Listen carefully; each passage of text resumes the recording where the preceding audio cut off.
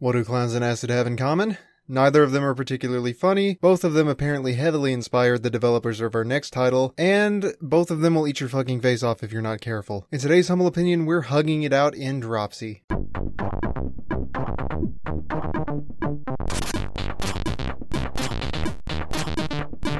Dropsy is a surreal yet profound point-and-click adventure game developed by both Tendershoot and A Jolly Corpse and was published by Devolver Digital. You of course don the disfigured mantle of the titular clown Dropsy and embark on a quest to improve the lives of those around you. Yep, despite the appearance of our hero and the previous joke about eating faces, this clown's modus operandi is making people smile and doling out warm, damp hugs. It's actually pretty remarkable what this game manages to accomplish with such an admittedly cheesy sounding concept. Hugging, kindness, what is this, the fucking Teletubbies?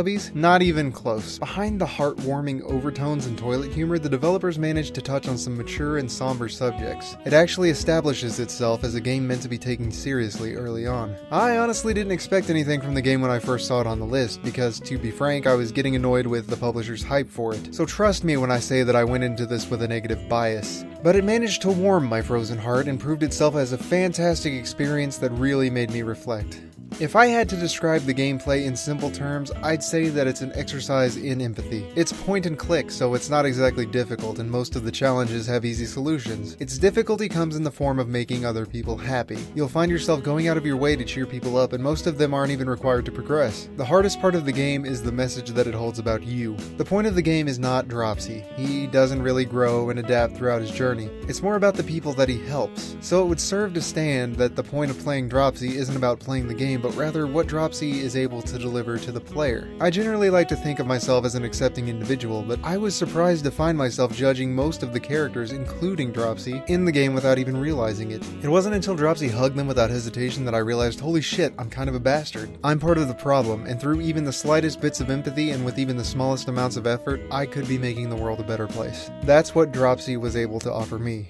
Or maybe I'm just looking too deeply into it. The game's message is executed with near perfection and completely void of pretense. The developers also managed to pull it off without any form of written or spoken communication, which makes it great for anyone from anywhere. All forms of communication exist in the form of symbols and gestures, which is a nice touch to subtly remind us that kindness, love, and humanity are all universal languages.